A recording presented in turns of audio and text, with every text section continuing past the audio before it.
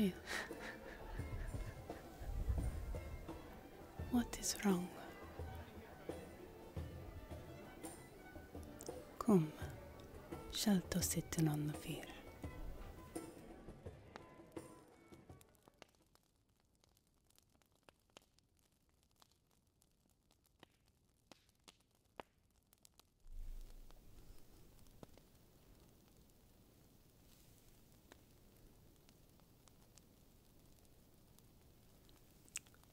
Kom, wepe thou not. Alle shall be well. Alle shall be well. Now, tell the forth. What is wrong? Tell me. Tell me. Tell me. Tell me, did you not like the singing, the dancing, the feasting? Oh, of course. The first Yule away from your family is always difficult, especially when one is among strangers. We are very glad to have you here as a guest. But I know you do not know many people here, and your mother and father are not here. I understand. But so must it always be for people like you and me. The boys must foster far from home for a time, and the girls must marry. Else, how would we preserve peace and the bonds between lands? I myself was married at 13 to my lord yonder. I was a little different. I couldn't wait to be away from home, lady of my own castle. Besides, my lord was handsome, and I could tell I had him wrapped around my little finger. I was a bold little soul even then, and even more so after we were wed. Soon, I was his favorite companion in everything, and we were always together, even until now. Fortunate we have been. It is not always so between man and wife. That was many years ago. Soon I will be an old woman, and my lord is even older. But we have had a good life together. A good life. And you will have a good life too. How long have you been in your new situation? Oh, a month. Oh, no wonder you are not accustomed. You will soon become familiar with everything. And time heals the pains in our hearts, great and small. Why, my own children left me. I remember when my daughter became betrothed. My lord, her father, kept saying she was too young to go, even though she was almost 15.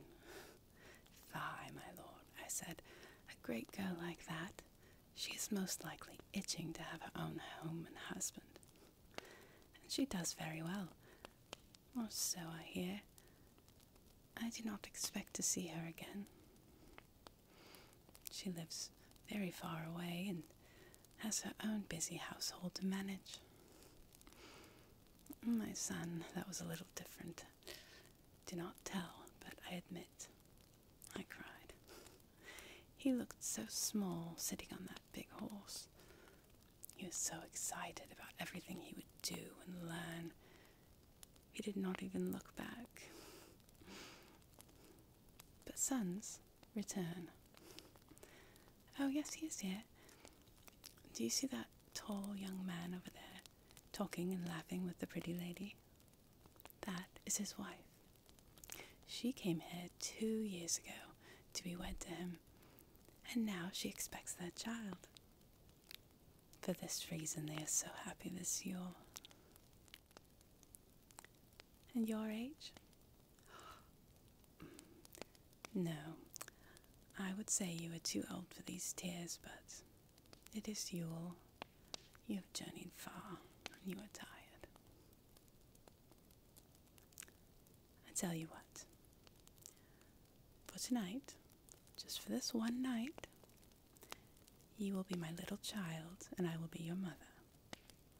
Tomorrow, you must grow up and fill the role that fate has assigned you. Do we have an agreement? Very well. It is Yule. We have done the wassail, drinkale, eaten the mince pies, watched the mumming and the other entertainments, hung the mistletoe. Oh, did it not make you laugh to see the old lord of the castle surprise the lady with a kiss? It made me laugh too. My lord is like a child at Yuletide. And you see he is asleep now. And so it is time for all good children to go to sleep. So, you make yourself comfortable here by the fire, and I will tell you a Yuletide story and sing you a Yuletide song. How does that sound? All right. Which will you have first? The story, very well. I will tell you one of my favorite stories, which my mother used to tell me at Yuletide. Once, there was a king in a faraway land. He was a very good king who cared for all of his people. One night, during Yuletide, this king sat looking out of his tower window. Now, it was a very cold winter that year, colder even than this one, so that the people must keep roaring fires in their dwellings day and night. They couldn't let them go out for a single second. This meant that all the branches that had fallen from the trees had been picked up to burn. As the king looked out his window, he saw an old man collecting firewood. Although he could hardly find anything, the king knew this because the old man had a basket strapped to his back, which had hardly anything in it. The king suddenly became aware of the warmth radiating from his own fire, of the fullness of his belly, and of the pleasant glow that came from a glass or two of wine. In fact, the king had been half asleep as he looked out of his window. Now, he suddenly snapped awake and called for his page. "My good page," he said, "look out of that window. Who is that man? Where does he live?" Now, the little page loved the king. As I said, he was a very good king, and he was always kind to everyone in his household, though he did not have to be. The page, being a social creature, knew everyone. "Sire," he said, "that is old Thomas. He was formerly a candle maker in the village and worked hard at his craft all his life. But 5 years ago, his hands became rheumatic, and he could no longer support himself in his former way. His wife tried to keep up the business, but she had not his skill, and then she became ill and died. He lost his love, his house, his everything, sire, and went to live in a cave on the other side of the forest. I don't know how he keeps himself, sire. He has nothing." The king's heart went out to the poor, lonely old man. "My good page," he said, "go down to the kitchens and tell them to pack up a bushel basket. No, 2 bushel baskets, with the leftovers from tonight's feast, and with wine and with bread." The king stood up. He was a tall man. He took the warm, heavy coverlet off his own bed and rolled it into a bundle. "Tell them also, my page, to tie up as many pine logs as a strong man can carry with a stout strap. And you, my page, get my warm cloak and boots, and get yours on as well. You and I will see that old man warm and fed this night." So the page did as his master said, and those two headed out into the snow together.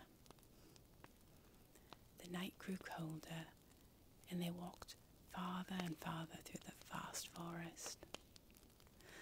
The little page lugged one of the bushel baskets, and the tall, strong king carried the other, as well as the pine logs. Farther and farther they walked, until suddenly the little page, who had been walking more and more slowly, suddenly stopped. "Sire," he cried, "willingly do I serve you, but the night is so cold, sire, and the wind chills me to my very bones. I fear I can go no further." The king turned around, and the page could see that his face was illuminated as if with a white light. The king smiled, and when he spoke, the page could hear him clearly as if there were no wind. "See, my good page," said the king, "my footsteps in the snow. Place your feet where I have placed mine, and you will find the strength to continue." Doubtfully, the page looked at the king, but one does not argue with a king, and so the page did as he said. He hesitantly placed one foot into the king's footprint. Warmth radiating up his leg. He eagerly put his other foot in the next footprint. Warmth, life, strength. More quickly he trod forward, and soon it was as though there were no wind at all, no snow. Soon the king and the page reached the old man's cave, where they did indeed see him warm and fed. The king invited the old man to come and live at the castle, and oversee the keeping of the royal beehives. Oh yes, the old man was a beekeeper in his former days. Where else do you think the candle wax came from? But that is a story for another day. Well, I promised you a Yuletide song, did I not? I'm no great singer, but I learned this one from a traveling minstrel. Oh yes, the same one who performed tonight. I cannot sing it as well as he does, but I will sing it for you, my child. Lulai, lulai, lai, lai, lulai, medere, mother, sing lulai.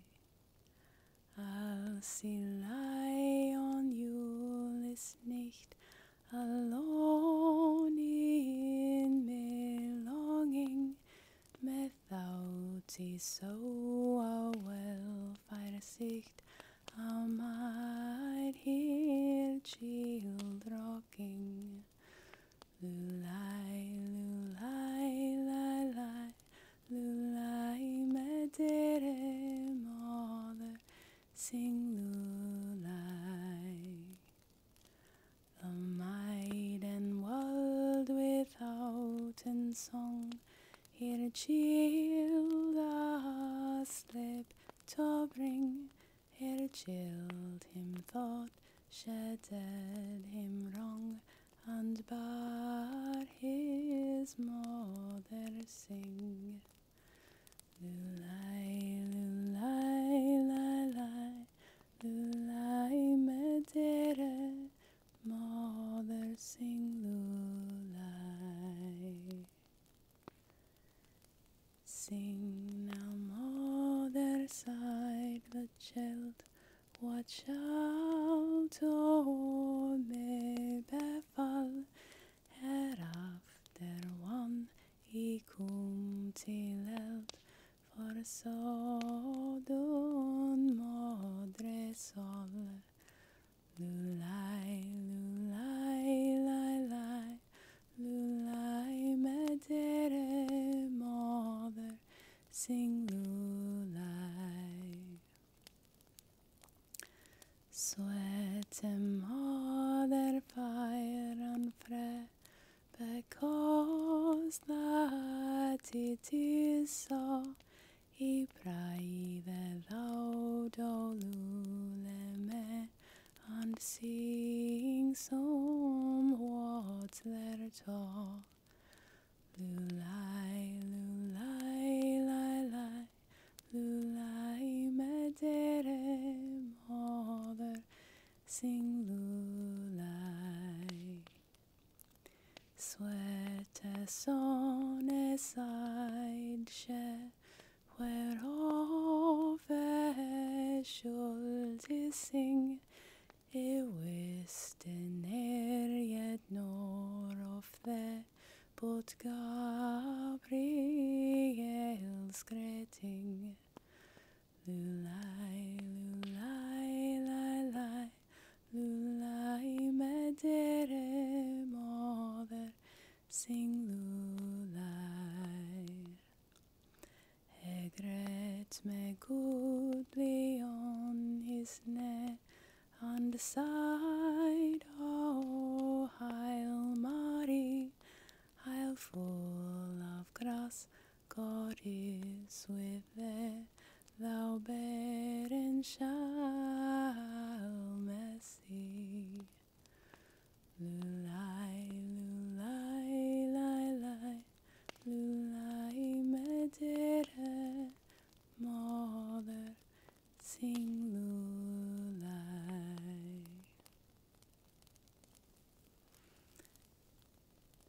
Now, släpp mitt ljud.